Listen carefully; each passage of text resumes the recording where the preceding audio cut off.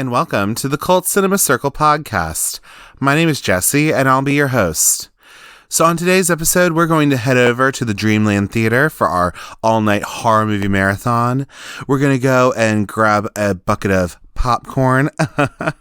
And then also we're going to try to dissect our weird dreams we're having. But anyway, besides that, we are today we're going to be covering a nice fun little horror movie called Popcorn from 1991.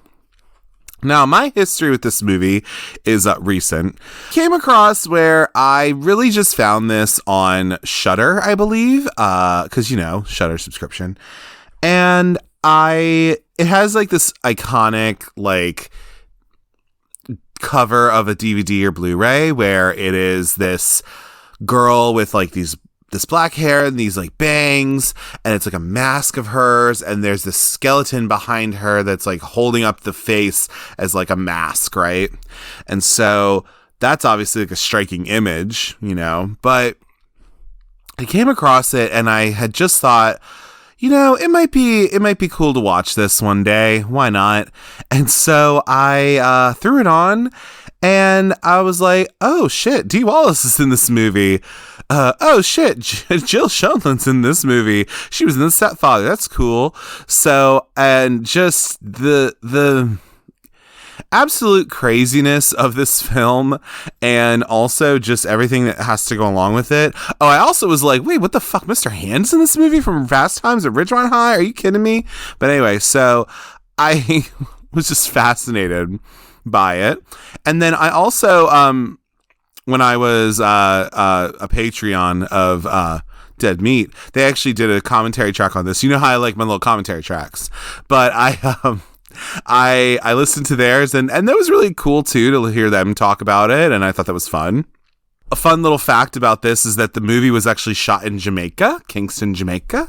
I'll explain that a little bit later in the show, but yeah, I just thought this was really an interesting little film, and I'd never heard of it before, so I was just all right.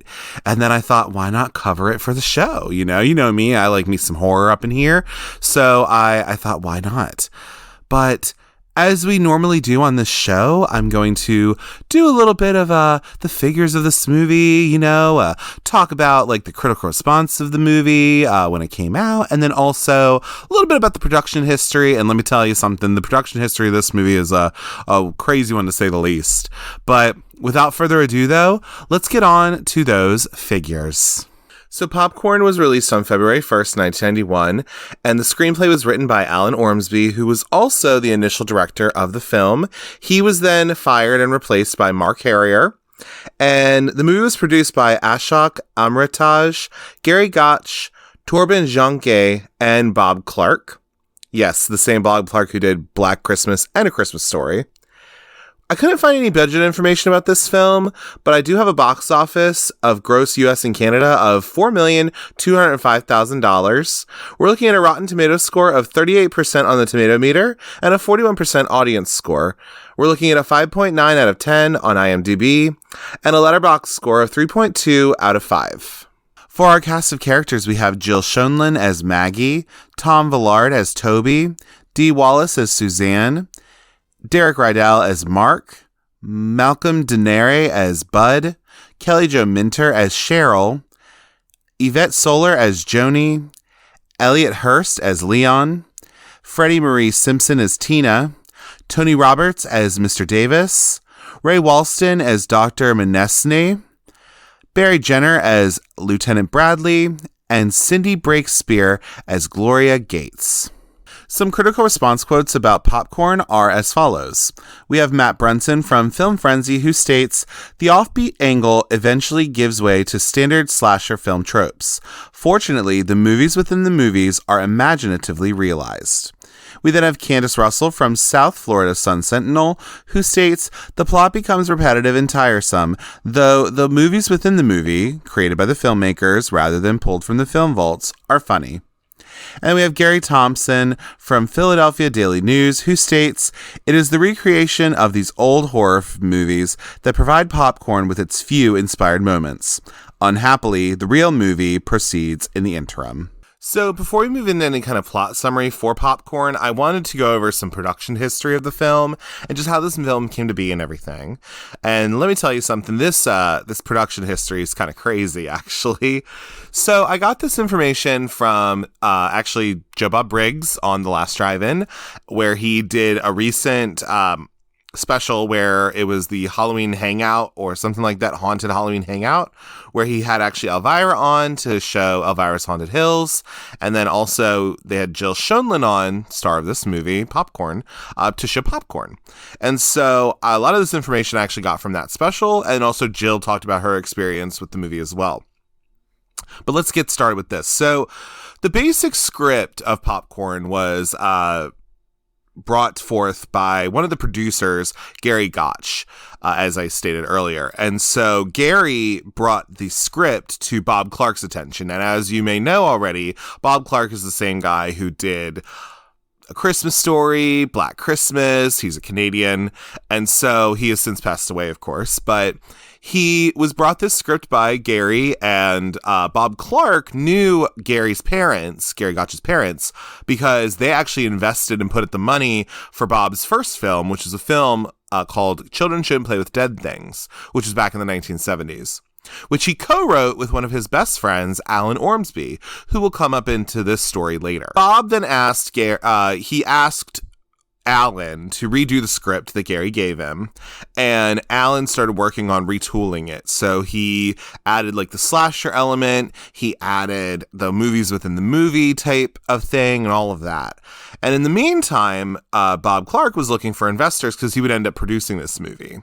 And so he ended up finding investors who were trying to bring film production to the great country of Jamaica, which is why this whole movie is shot in Kingston, Jamaica, and there is a lot of reggae music throughout it, which is kind of a fun touch. Also, kind of an interesting fact, I guess, that was touched on was that if you notice in the movie theater in the movie, so it's supposed to be Southern California, right? That's where we're supposed to think this is. But because, Jamaica has quite a large population of African-American folks, they had to they put a lot of masks on these people, as you may know, because if you watch the movie, you know what I'm talking about. But to kind of just mask the fact that they didn't have a ton of white people, honestly, in this movie, in the audience, especially because of the fact that they were in Jamaica and yeah, they're kind of the minority there. So that was kind of an interesting fact that I learned from that particular Joe Bob special, I guess. But it's so interesting that this movie was just in Jamaica, and but it was because of the money, and that's where the money was. So Alan flies down to Jamaica to start making the movie, right? As you do. And what he started with was actually the movies within the movies. So this is The Mosquito, this is The Amazing Electrified Man, and The Stench, and also Possessor. Okay, so he started working on those, which is probably the most difficult part. So he decided to start with that first. Well, about a month or so into this, we had Torben Jonke, who was a Danish guy who mostly did commercials. He called up Bob Clark and told Bob Clark, hey, this isn't working. So this guy's moving too slow and it's not going quick enough. I don't like the lead actress that you've hired, who is Amy O'Neill at the time, who had been the daughter of Rick Moranis in Honey, I Shrunk the Kids and the sequel, and just a general actor, who was actually Bob Clark's first choice, if I'm not mistaken. And his second choice was Jill Schoelen. And then Alan's first choice was actually Jill Schoelen, but they decided to cast Amy instead. But again, one of the producers was like, hey, we don't like her. You need to fire the director and you need to fire this lead actress. Otherwise, that money's going poof. And he's like, all right, don't worry, I'll do this. So he comes down. He fires one of his best friends for the last 20 years, and then he fires the lead actress, puts her home onto a plane back home. Fun little fact, too, Joni in this movie, played by Yvette Solar, was actually roommates with Amy O'Neill at the time and actually accompanied her on the plane back home because she was probably devastated because she got fired from this job. And this actually fractured the relationship between Alan and Bob, so much so that they really never spoke after this. And then, of course, now Bob Clark is dead. So, it's just so sad to kind of think that. But I mean, that has to be really hard when you have a friend like this and you worked with them, as well. And that all has come crashing down. But that's what happened. So Bob fires them and he ends up hiring Jill Schoelen based off her reputation alone. At this point, she had been in The Stepfather, When a Stranger Calls Back. She was just a known actress lady. And he also hired Mark Herrier. Now, Mark Herrier had only been in Porky's as Billy, which was also a Bob Clark movie. And I don't know why exactly he was hired, because it's not like he was a known director. Some people wonder, why did Bob Clark not just step in and direct it himself? I don't really know why. I think maybe it was because he didn't want to get pigeonholed, perhaps, because he did make Black Christmas, of course, and, he didn't want to have that. So maybe that was why, but we'll never know because he's passed now. But yeah, I don't know why they hired Mark Herrier. On the special that Jill was in and she was talking about with Joe, Bob, and Darcy, she mentions that he was a really nice guy and it was great and everything, but Bob was definitely there, it seems like, quite a bit. And I think she even mentioned that he was like his mentor on the film, let's just say. I think was sort of a nice way to say, yeah, I think Bob Clark did a fair amount of the work, honestly. But, because he obviously hired somebody who maybe didn't know exactly how to direct a movie completely. But, who knows? Anyway, so along with that, right, you then have this... you have all this going on. So it was kind of an awkward set anyway, because Jill Schoelen was just kind of brought in and did some reshoots and stuff, because they had already shot some of this stuff anyway with the rest of the cast. And so they just kind of put her in there, and she didn't really talk to the cast a whole lot, I guess it seemed like, from what she had said. But not only this, so the new company that was distributing this movie was a place called Studio 3, which was actually founded by two executives from New World Pictures. And if you don't know anything about New World Pictures, yes, you do, because we talked about it on my Elvira, Mistress of the Dark episode, and I'm pretty sure we mentioned it on another episode too, maybe, but I know I definitely mentioned that one. This is the same place that made Elvira, Mistress of the Dark, and Heathers, and then promptly went out of business not too long after. So, Studio 3 was founded by two people who used to work there, and they planned this marketing campaign to be targeted at teens. Because when you really look at this movie, it's not like it's super, gory or anything, I don't think. It's just, I could see this getting away with a PG-13 rating, maybe, kind of, but it got slapped with an R rating, so that kind of fucked up the marketing campaign, because now you're like, oh, we want teens to go see this, but now teens, unless they're 17, can't really go see it, so what the hell are we going to do? And so then in that case, it only showed in maybe 1,000 theaters, maybe 1,000 screens, perhaps. Like I said, it opened number 8th, I think. It only made $4 million off of, I don't even know how much of a budget.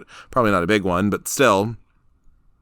But it was not necessarily it was not exactly a success when it came out. And I think it just kind of went into obscurity, really. I think that's really what happened. And, it was on home video, I guess, it seemed like, and that seemed to do all right. But really, I don't think it was until, because they released it in 2001, actually, as a DVD. And then that's out of print now. But it wasn't until Synapse Films, I think, in 2017, they did a Blu-ray DVD combo of this. And I guess people could now find this movie again, to where I think it got a little more traction, because this is an interesting movie where it has Dee Wallace and Jill Schoelen and Mr. Hand is in there, these people, you're like, what the hell is this movie and where has this been? But I just think it's so interesting that, yeah, it kind of got this new life. And then also having Shudder pick it up as well. So now it's on Shudder, it's on Tubi. You can readily find this pretty easily, but I think it's just kind of a nice little remembering of this movie that came came and went, and then now it's come back, and I think has a nice little audience to it that kind of enjoys it. It's not a perfect film by any means, but I mean, I think it does its job generally, and yeah, for sure, it's one of these like forgotten little gems that it has. Now, I would be remiss to say whether or not. So I definitely have heard this kind of idea of the movie that there are definitely folks out there who believe that this film definitely inspired some of the opening of Scream 2. Now, I have listened to some of the Scream 2 commentary. I probably have listened to the whole thing. I don't actually know, but I've at least listened to some of it when I've watched that movie before, because I love Scream 2. And the thing is that nobody on the actual crew has said that. Like, nobody involved in that movie has said, yes, this was absolutely like inspired by popcorn or whatever. Now, I would more so think that perhaps like He Knows You're Alone inspired the opening of Scream 2 a bit more. Because if you don't already know that movie, that's a John Carpenter movie, actually. It's a TV movie with Tom Hanks in it. But that actually, spoiler, it starts off with a woman being killed in a movie theater. And that happening, and if you've watched that, you can know like, oh, okay, I see the parallels. But what I will say though is that I think if you do watch this film, Popcorn, and you do watch Scream 2 in the beginning, I mean, there are some parallels there where I'm kind of like, I wouldn't be surprised if like there was a little bit of influence in there. You know what I mean? But yeah, no, like I wouldn't be surprised if that happened. Like. For me, like how the audience is a little bit like rowdy and like watching this bad movie, and like even at the end where Jada Pinkett Smith gets killed, spoilers for Scream 2, I guess, but when she's killed in the beginning, and then in this movie, spoilers for Popcorn, but like Toby is killed in the end, right? It's one of these things where it's like, you see that like, oh, okay, I kind of see what's going on here. And I don't know. There is no evidence that I could find. Tell me if there is, unless I didn't find it. But, there's no evidence I found that substantiates that like literally it was inspired by that. But I wouldn't put it off, and I wouldn't put it past the team of Scream 2 to somehow have been inspired by that. You know what I mean? So I think that would be something for sure. So I'm glad I went over a little bit more of this history, because I do think it's really interesting. Definitely watch, if you have Shudder, watch that special. I think that's really good, actually. But without further ado, though, let's move into a plot summary of Popcorn. So we begin our film with like this creepy ass music going on, and then we have our title of Popcorn come up in like funky 90s, font, and we see these creepy ass faces that are in like water, I guess, in this tank. And then we move into our actual like main character in her room. This is Maggie, played by Jill Schoelen, who had been in The Stepfather by this point, When a Stranger Calls Back, kind of a B horror scream queen, if you will. And so she's in bed having a nightmare. Apparently, Jill Schoelen actually fell asleep in real life when she was shooting this, as you do, And so she's having this nightmare. The nightmare is like a little girl in a white dress with her black hair. She's like running and running. And then you see this guy's like head on the table, and like he's looking really mean. And then you have this guy with a dagger. And like I think there's some fire in there somewhere. It's a whole thing, y'all. Anyway, so she wakes up from her nightmare, just like, oh, God. And she records on her little tape recorder what she had just dreamt. Because we find out that Maggie is a film student, and she is going to school for film. So we're to assume that she's writing a screenplay, I guess. We then have an establishing shot of like where I guess Maggie lives, and it's like really nice. And this is all in Kingston, Jamaica, as I stated earlier. So that's kind of fun. And then we have a back turn to us, but we have this lady who's answering the phone. She gets like this weird phone call, but we then see the one, the only Dee Wallace from The Howling, E.T., Cujo, just general icon, honestly. And she's playing the mother, Suzanne. So then we have Maggie rushing out to class. She grabs herself some orange juice because she's just so busy and she's just on her way to go. And she's talking about Sarah, because that was in the nightmare before, that like somebody keeps saying Sarah, Sarah, and be like, why'd you, the mom asks, like, why did you name your character Sarah? And she's like, I don't know. And so she's like, oh, okay. But then we have our funky 90s music while Maggie is driving to school in her white car. And we are coming up to the University of Southern California, quote unquote. So this is not California at all, but maybe make it look like that. And so then we see Maggie is like rushing to class, but she is accosted by Mark, played by Derek Rydell. And he's like so horny for her. He's like, come on, let's go back to my place and do a little something. And I like her little line where she says, Mark, it's the time of safe sex, and sex with you is never safe, or something like that, or whatever. I don't remember. But then we have intro to film class. And so this is our intro to the faculty and the students of the film program here. So we have, of course, Maggie. We have Toby, who's played by Tom Villard, who unfortunately 2 years later ended up passing away from HIV/AIDS. And he actually told the director that he was suffering with AIDS like 2 or 3 weeks into this movie. But he does a really good performance in this. He was also in the movie My Girl before he passed, which is really interesting, actually. We then have Bud, played by Malcolm Denare. He's a wheelchair user, and he's kind of a little obnoxious, kind of, sort of, but like he's like the comic relief. We have Leon, who's played by Elliot Hurst, who is, I guess, into one of the girls. I don't remember who.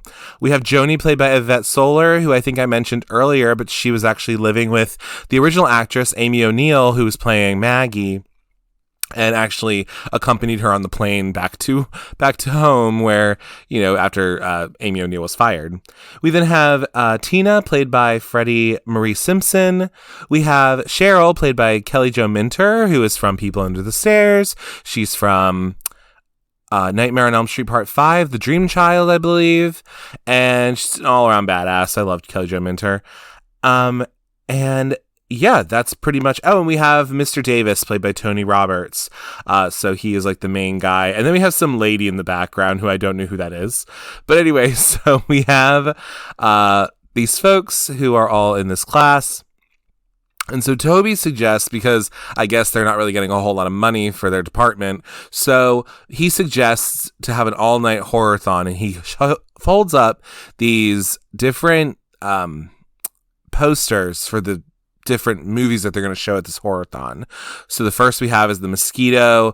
The second we have, I think, is The Amazing Electrified Man. And the third one is The Stench. And they're all kind of talking about each respective movie. I do also like how in this, I believe it's Cheryl who says something about people spending $6 for a movie. And I was like, God damn. Like, I mean, I wasn't around in 1991, actually.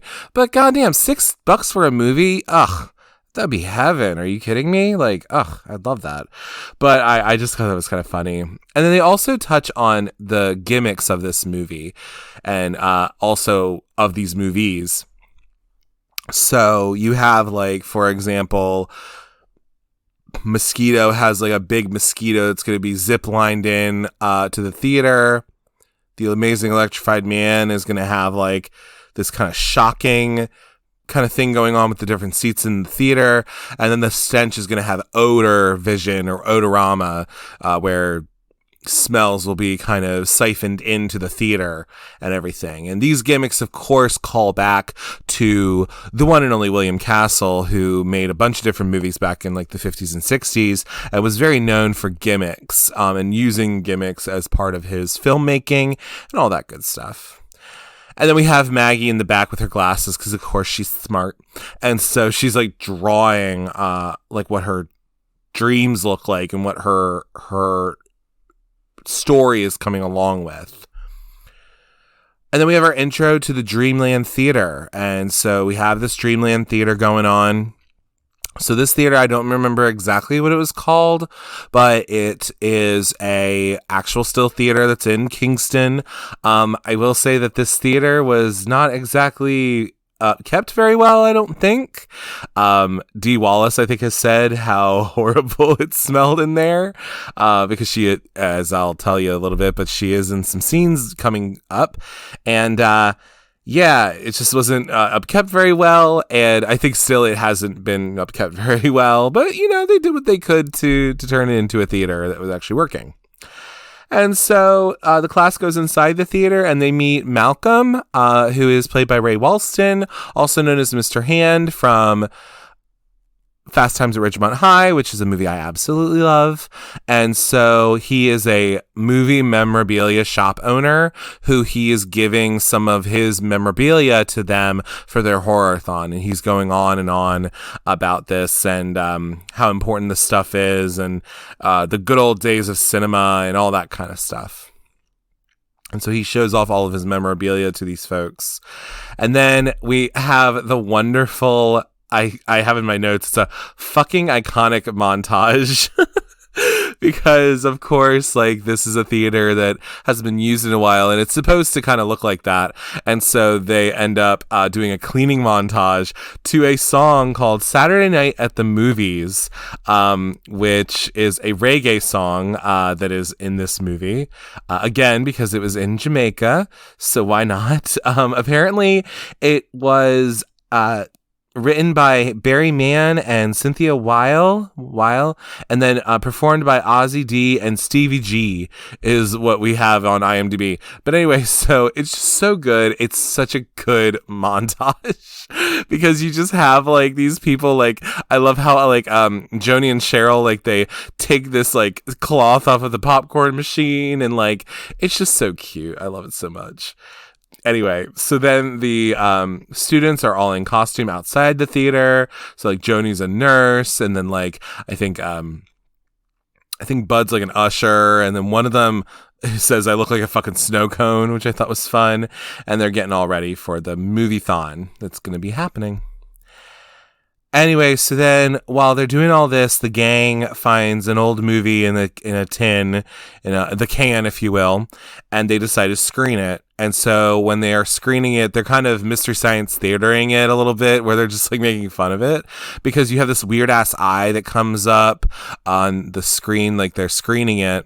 And then the students, like I said, are ribbing the movie pretty much, like they're making fun of it.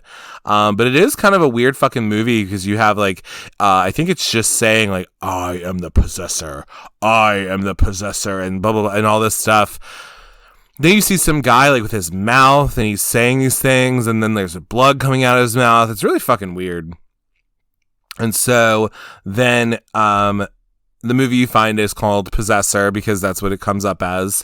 And then Maggie is having these like weird flashbacks to her dreams. So kind of like how, you know, you could see that there's like cutting within like what her dreams were and then what this movie has on what's showing pretty much.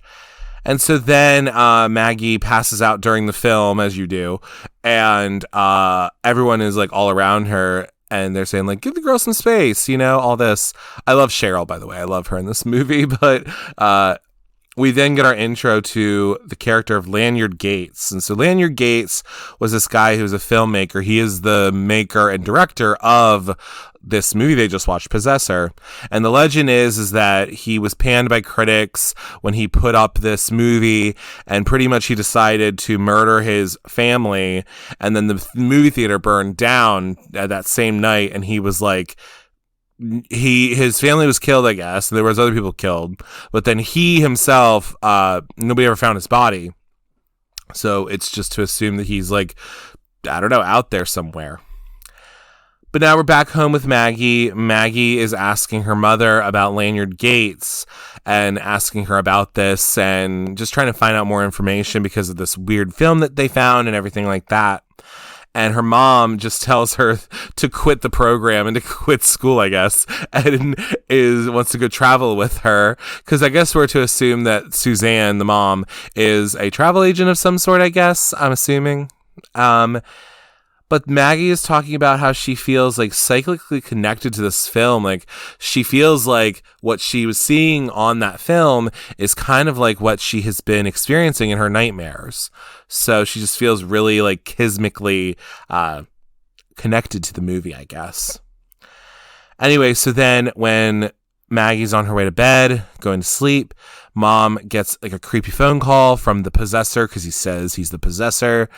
And so we have in there that I guess they decide they're going to meet at the theater tonight and bring your gun, I guess. I'm assuming. I guess so. That's what I saw in the film.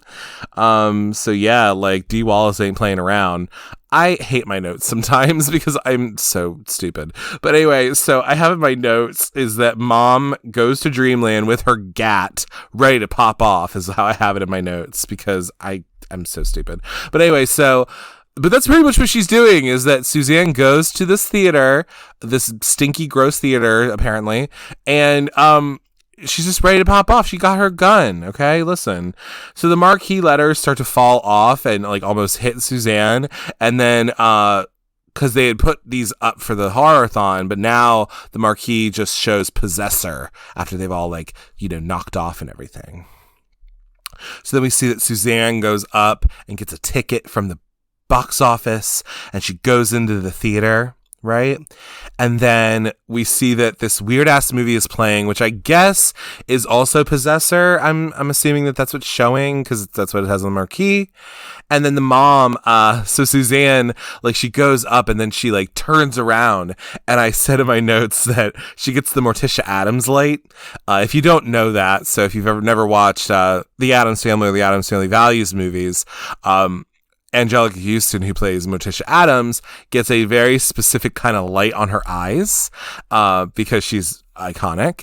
And so it's just on her eyes, of course. And so Dee Wallace gets the same kind of thing on this movie, which is funny because they actually, I think Addams Family would have come out just around this time too, which is interesting. But we see that Lanyard, or who we are to assume is Lanyard Gates, is like running through the theater and like she's trying to like shoot him, or like they somehow have some kind of history, I guess. And so the mom, Suzanne, shoots, and then she's like, her back's against a wall or whatever, and these hands just get taken, and she's taken by these hands that like pop out and like just grab her. So we're to assume that she's just like been taken, and she is just now like, we don't know if she's dead or anything, but we're to assume that she's been kidnapped now, and she's taken by whatever the evil that lives in this theater, I guess.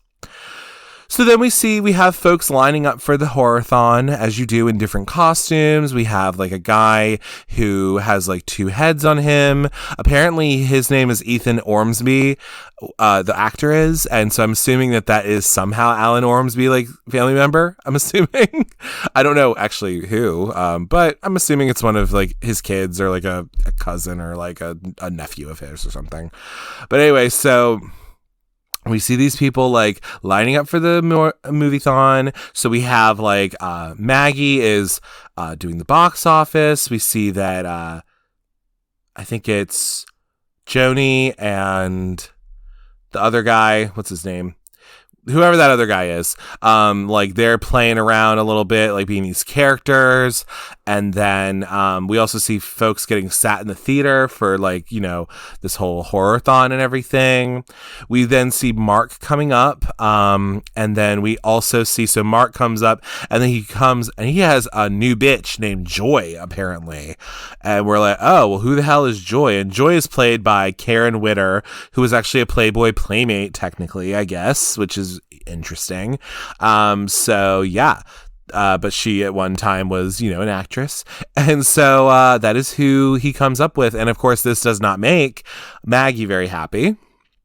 So, and then we have Lanyard Gates, or who we are to assume is Lanyard Gates, comes up to the theater because, again, everyone's in costumes. So he could just be mistaken for another guy in a costume. And so he comes up and he says something about, he calls Maggie Sarah. And then she's like, oh shit, like it must be Lanyard Gates. Like, oh God. And then also in between this, we also have Cheryl is just slinging merch, I guess. So she's just like, hey, $20 for 2 shirts, blah, blah, blah, whatever, like that. And I just think she's so funny. I love her. But anyway, so then we have the first movie that starts. So everyone's in the theater and everyone's, just having a good time. And the first movie starts. Now, I'm going to tell you right now, I'm not going to go too deep into these movies because it's not, even though these movies are kind of awesome and wonderful.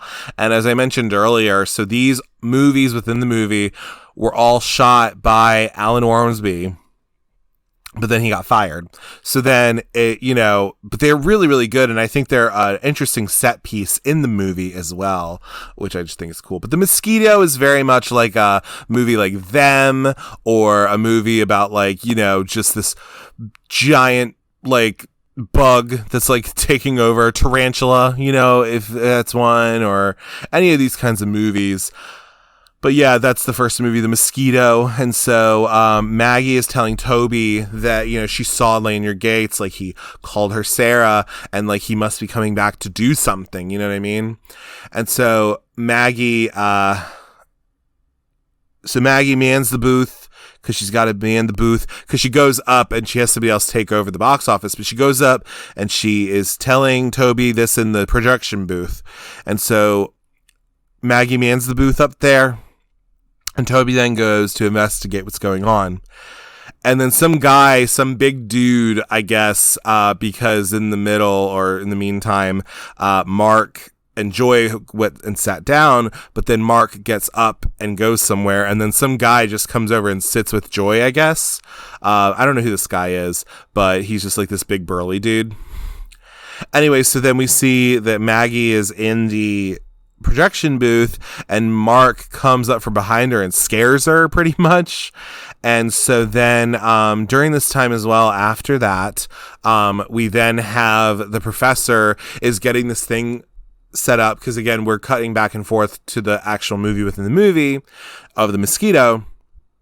But the Professor Davis, is getting the mosquito ready. So he has this big mosquito that is remote controlled, that is then going to fly in to the audience and scare everybody, right? So he's getting that ready to fly in during the movie, as he's supposed to do. So he's getting that set up with this little remote control controller thing and all that good stuff. And so at the very right time, the mosquito flies in, and he flies it in, and the crowd goes wild, and they're like, oh my God, this is so cool, blah, blah, blah, blah, blah. But then we see another person with the same kind of remote control, thingamajig. And again, to assume it's Lanyard, he's controlling the mosquito, because it's just went out into the crowd and made everyone go crazy. But now Lanyard is controlling it to come back towards Professor Davis, and pretty much what happens is he kills Professor Davis with this mosquito. And one of the other things I kind of like about this movie is that almost every death we see is literally a slow motion fucking death, I guess, which is really kind of funny. I mean, it's not funny that they died, I guess, but it's more so just how melodramatic it is, kind of. But anyway, so that's our first death of the movie, pretty much, from what we understand. We then have the end of the Mosquito movie and everything like that. And then at that same time, Lanyard is now dragging away the professor's body.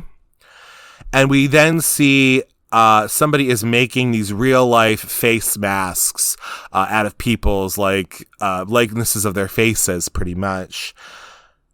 So then we have Mark and Maggie talk about what Lanyard and Sarah are. So this is Maggie talking about, okay, here's who Lanyard Gates is. This is the whole story. And then Sarah is this other person who must be somehow connected with me. You know what I mean? And so they're talking because Mark's not really believing a whole lot of this.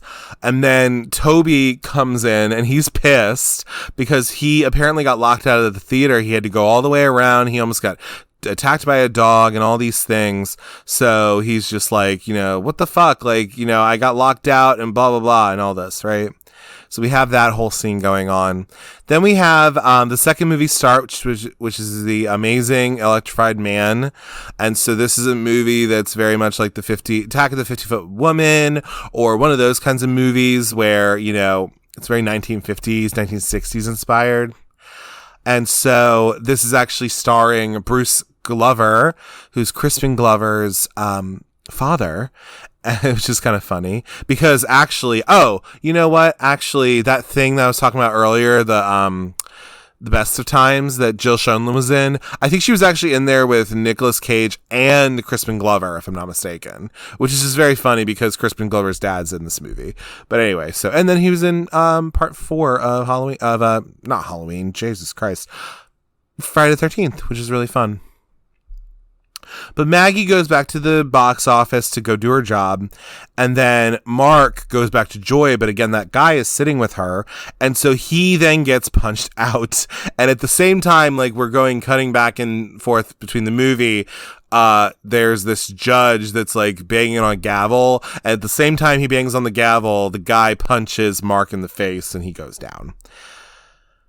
So then Maggie is listening to her recording of like what she's recorded about, and then she hears Lanyard. So I guess Lanyard Gates got a hold of her tape recorder, I guess, and is now like giving her a voice message or something.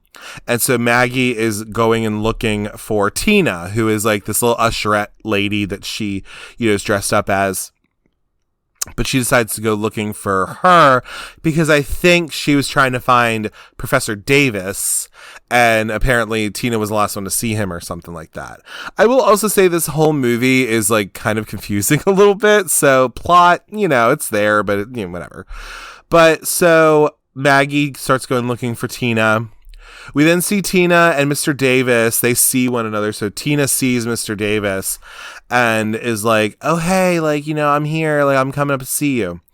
And so then we have a scene with Jill and Mark and Bud where they're all up because Bud is up there in his wheelchair and he's going to be doing the electrified man thing, where in this movie, it's going to be that there are electrifying things on the seats that are going to go off, respectively, to shock the audience during certain parts of the film. And that's what Bud's going to be doing.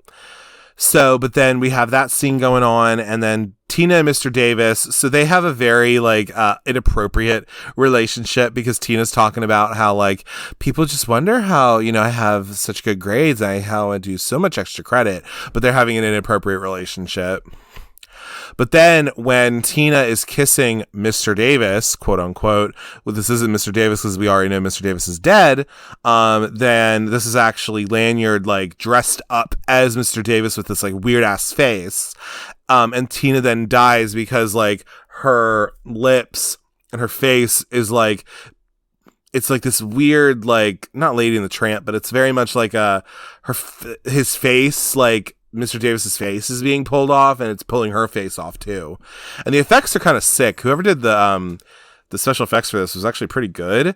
And then you see this fucking scary ass face underneath that like this guy or whoever the fuck this is, he has this scary ass face where he's like burned and his eyes are yellow and it's fucking scary. And this is in the trailer for this movie too. So it's fucking scary as shit.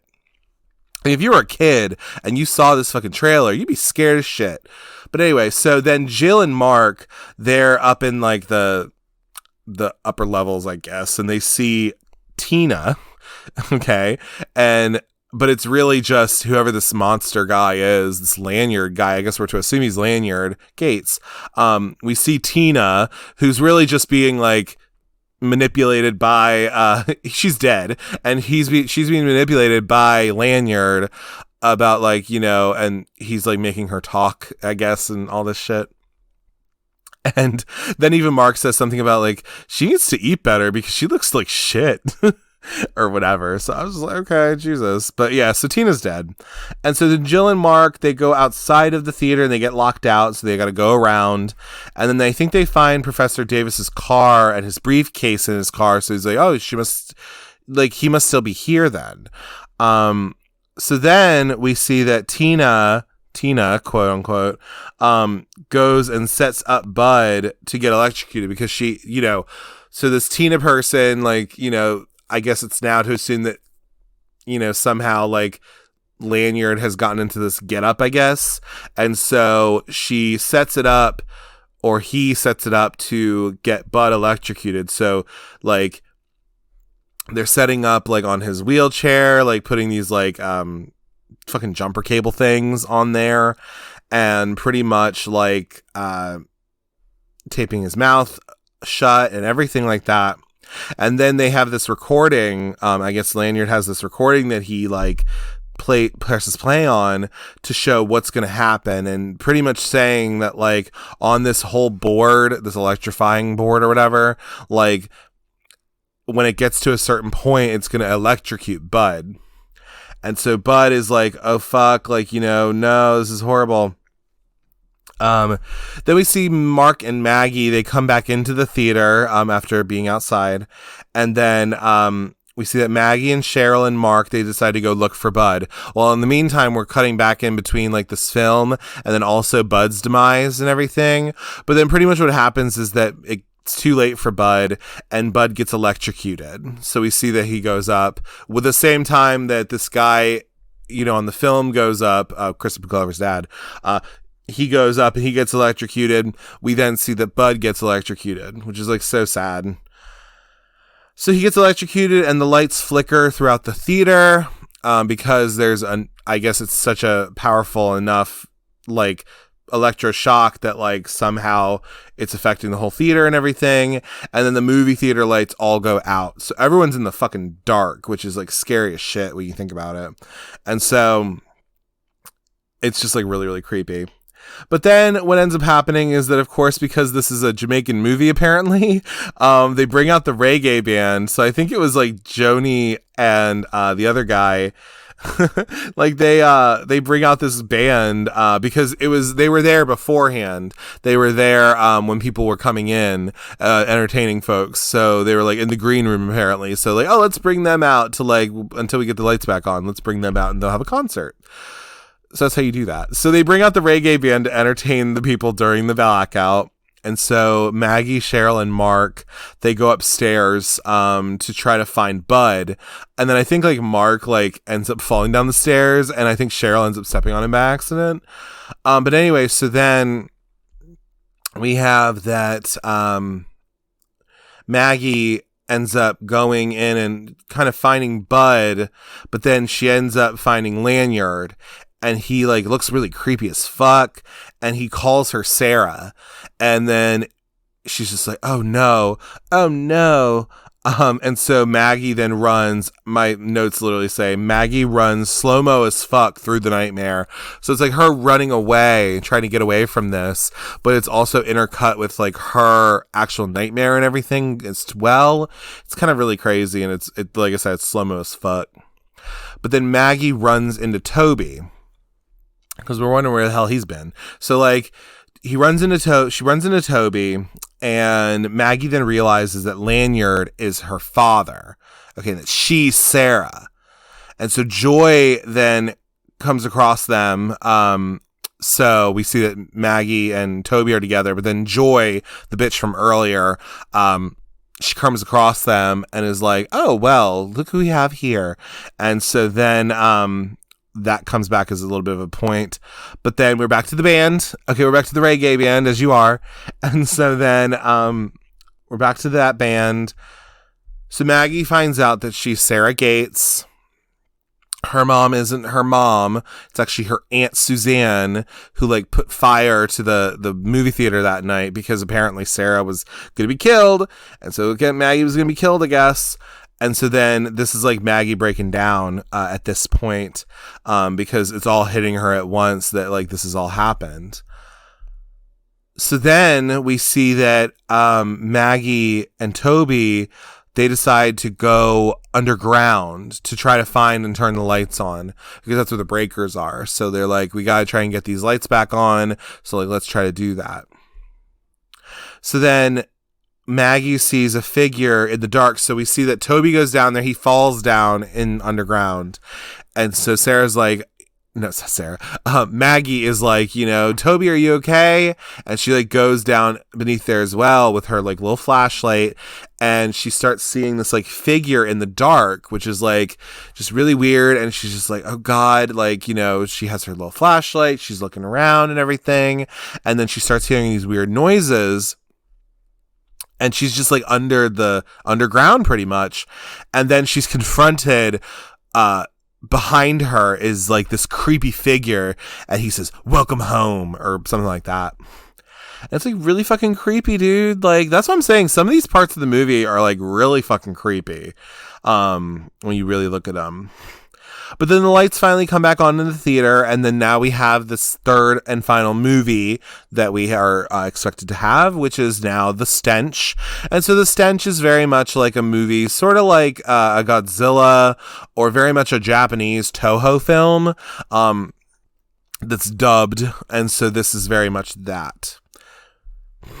We then see Maggie is held in like this weird mask seat where like her head is in this like weird like contraption, and that's where she's being held.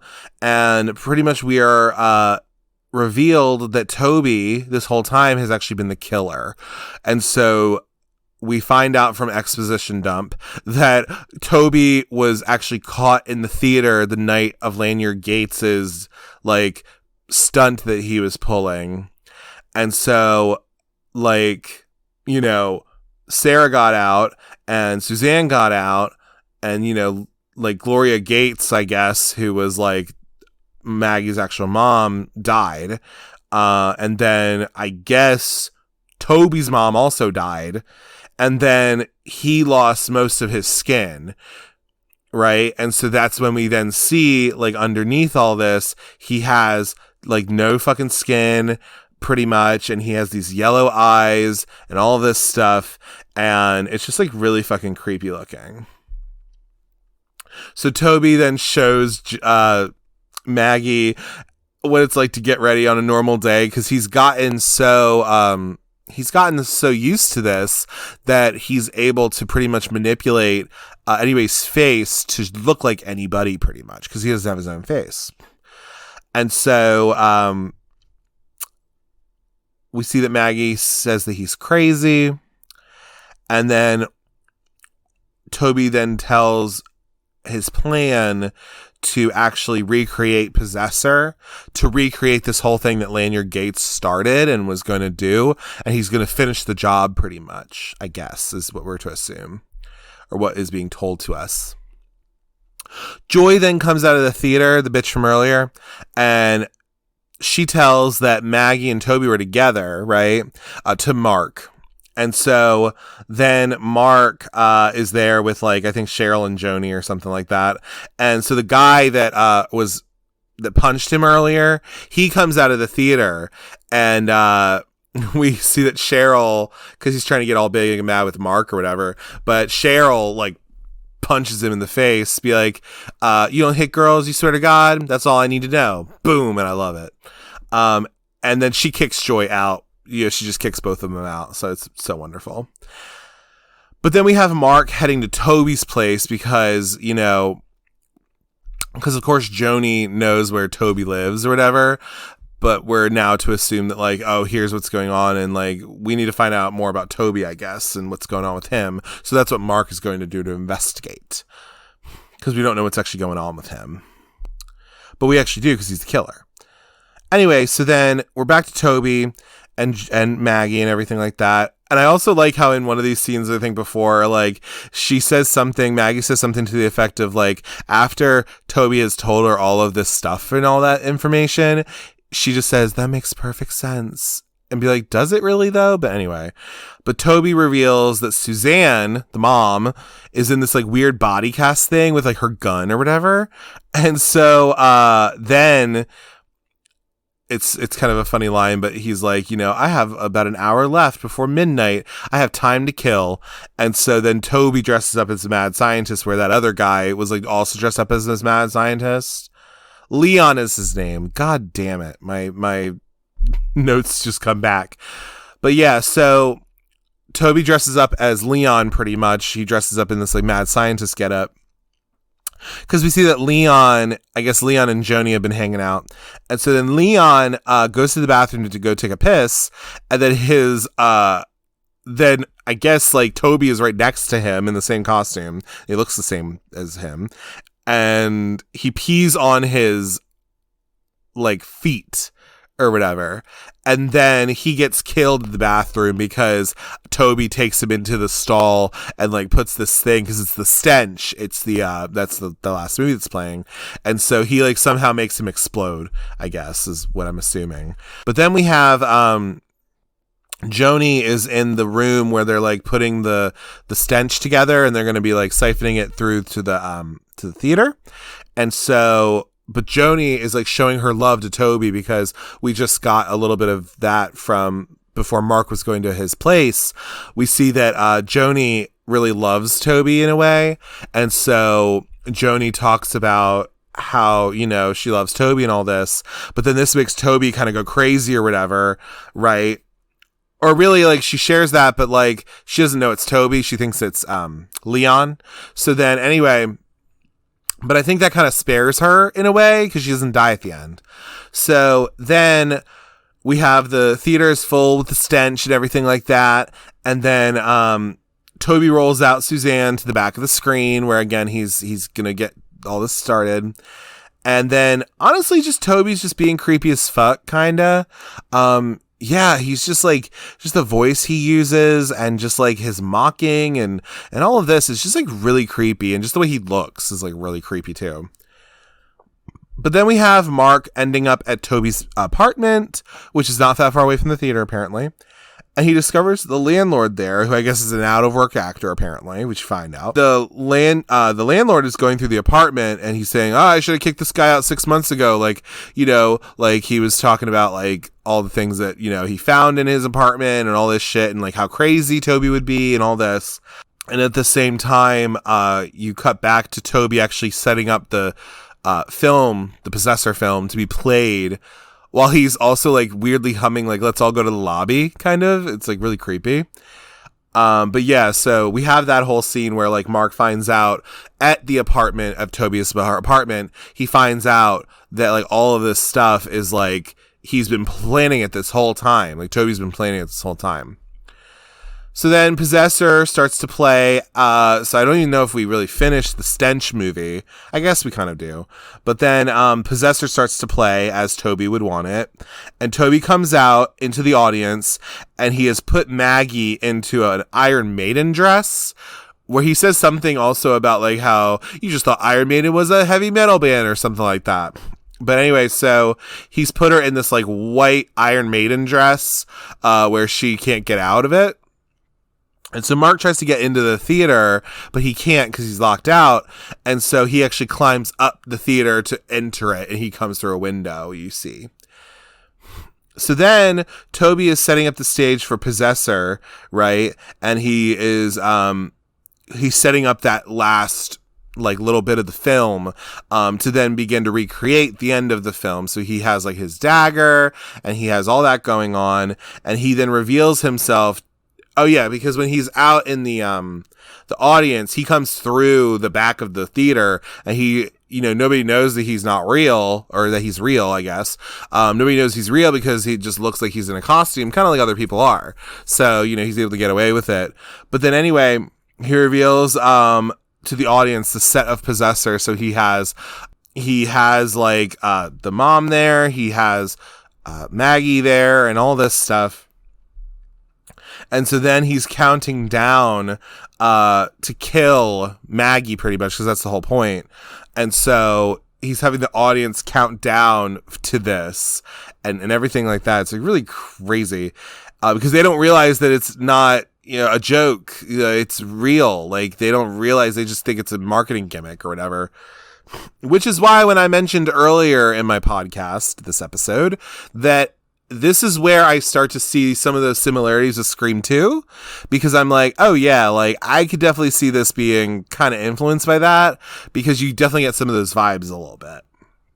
But we see that Mark ziplines down to save Maggie, so he like ziplines in where like the mosquito had come in, and he zip lines down to be able to then save Maggie. And so at this time too, because the mosquito was on that whole zip line, the mosquito actually skewers Toby and it kills him. And you just see him like kind of swing back and forth, being skewered through the heart or the torso or whatever. And so then Mark then saves Sarah from this Iron Maiden that she's in, and everyone's saved now, so that, you know, Suzanne, the mom, is now saved. Maggie is now saved. We see that Joni and Cheryl are still alive, but everybody else has been killed. The mom then goes home and all of that. And then pretty much from there, we have our end with our Mark and Sarah, pretty much, I guess. We have that. Where, you know, I think they say something about like, my life is just so crazy. My life is just a movie in a way. And like, then I think Mark says something to the effect of like, well, next time let's make it a comedy. Okay. And so then we have that. And then we have this awesome reggae song that we then have our titles, you know, end title sequence. We have that with our end credits, where it's like, spooky movies or something like that. It's a really fun song. And that's the end, my friends, of Popcorn. So in regards to Popcorn as a movie, you know, my final thoughts on it or anything like that, I will say I do think this movie is a nice little kind of gem of a movie. It's not going to be for everybody. There are parts that kind of fall a little flat, and you know, this movie was not exactly a box office success or anything when it came out. But I will say, I think it is a just fun little movie that's kind of meta a little bit. That's great. These people are aware of horror movies and some of the tropes within horror movies of that sort. So it's kind of fun to see that. And I think generally is some imagery in here that is truly actually like frightening and scary. So I think that's like really good. I've heard this be paired with Joe Dante's Matinee, which I've never seen that movie, but this might be a fun little double feature to do, perhaps. Maybe I need to get on watching that, you know, just to have that. But I do think if you're a horror fan, I would for sure check this out, because I think it is a nice little gem of a early 90s slasher movie that, you know, is just fun to watch here and there. You know, don't take it too seriously, but I mean, generally, like, it's a fun little thing. Right now, you can watch it on Shudder. It's been on there for a minute. Like I said, the last drive-in did do a special on it as part of their haunted Halloween hangout or whatever. So that's cool. I would definitely give that a watch if you have Shudder or AMC Plus. You can also see this on Tubi as well. So if you want to watch it with ads, but it's for the free, you can watch it there. And yeah, I would definitely at least give this a shot to see if you like it. And I don't think it's a horrible movie. There's way worse movies out there. But yeah, I would definitely give it a shot and watch it and just enjoy the crazy, convoluted, you know, plot a little bit, but stay for the fun special effects and, you know, Jill Schoelen and her beautiful voice that she has. Like, why not? But yeah, definitely give it a watch. As always, if you'd like to get in touch with me, you can do so at cultcinemacircle@gmail.com. In case you want to give any movie recommendations, give feedback on the show, or if you just want to say hey, I'm open to all of it. You can also follow the Cult Cinema Circle podcast on Instagram and Twitter. Instagram handle is Cult Cinema Circle, and Twitter handle is Cult Cinecircle. On those platforms, I tend to announce the different episodes I'm going to be doing. I'll make little Instagram stories when we have an episode drop, and just generally interact with anybody on there that wants to interact with me. You can also follow me on Letterboxd at Jesse, Jesse, Kremp, Kremp, all one word. On there, I log the movies that I watch and write little reviews about them, and just general foolishness over there. Be sure to rate, comment, and subscribe to the Cult Cinema Circle podcast on your podcatcher of choice, whether that be Apple Podcasts, Google Podcasts, Audible, or wherever you get your podcasts. I'm pretty much out there everywhere. Be sure to leave 5 stars and a 1 to 2 sentence review so we can grow the audience more and also just spread the love all around. Be sure to tune in next week to the Cult Cinema Circle podcast, where I'll be covering 1984's Night of the Comet.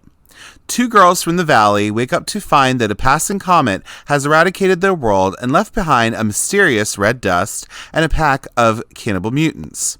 With the help of a friendly truck driver, the girls save the Earth from a villainous think tank, karate chop their way through flesh-eating zombies, and of course, find time to go to the mall.